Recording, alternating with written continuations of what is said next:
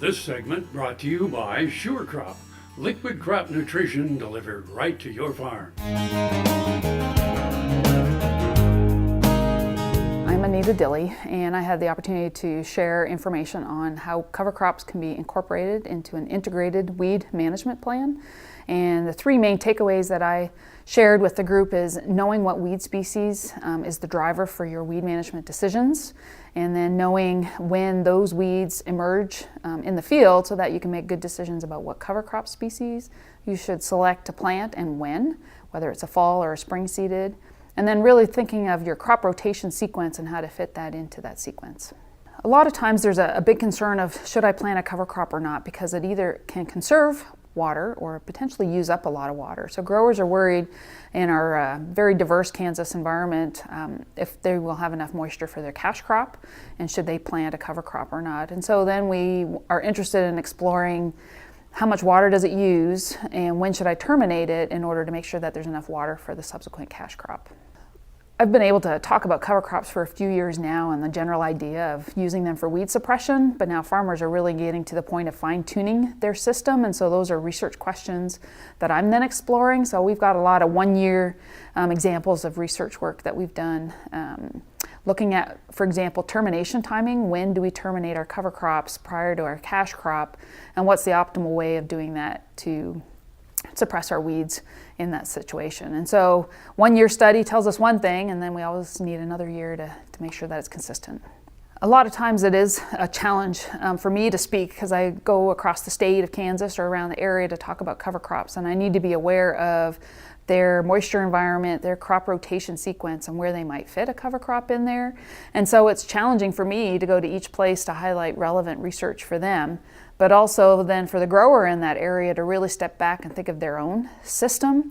There isn't a cookie cutter recipe that I can give them to say this is how you're going to get weed suppression with a cover crop, but that they have to ask themselves these questions and reflect on what they're doing in their farm to be able to fit cover crops into their system and get the benefits that they want. There's a lot of different questions that growers ask in regards to fitting these cover crops into their system. And things go from how much residue do I have? Is that persisting long enough to actually suppress the weeds? Are there going to be impacts of that cover crop on my cash crop and the yield that I want to produce? And am I going to get the benefits that I expect to get out of it?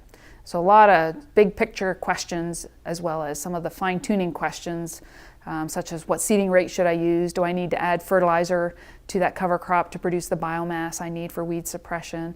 And then, of course, at the end, how do I terminate it and when? I've had really good luck when I do these presentations to meet with farmers, and a lot of them are interested in having me come and do little plot studies on their own farm. And so a lot of chances to really try it on their own place and in their own system to be able to do that. So the termination timing studies, we've got experiments all the way from Colby down to Parsons across the state on farmers' fields to look at how we can fine-tune these in their area. So there's opportunities for me to connect with more growers and to potentially have experiments on their fields. They can get a hold of me at the Department of Agronomy at Kansas State University in Manhattan.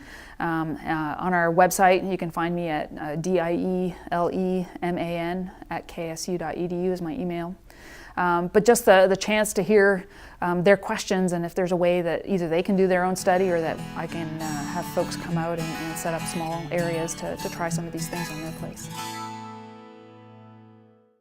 Join us April 6th for the Gardner Angus Ranch 40th Anniversary Spring Production Sale at the ranch near Ashland, Kansas. The sale will feature 342 registered bulls, 386 registered females, and 532 bred Gardner Angus influenced commercial females. The sale will start at 9 a.m. sharp. If you are unable to join us in person, you can bid online by going to liveauction.tv and register prior to the sale.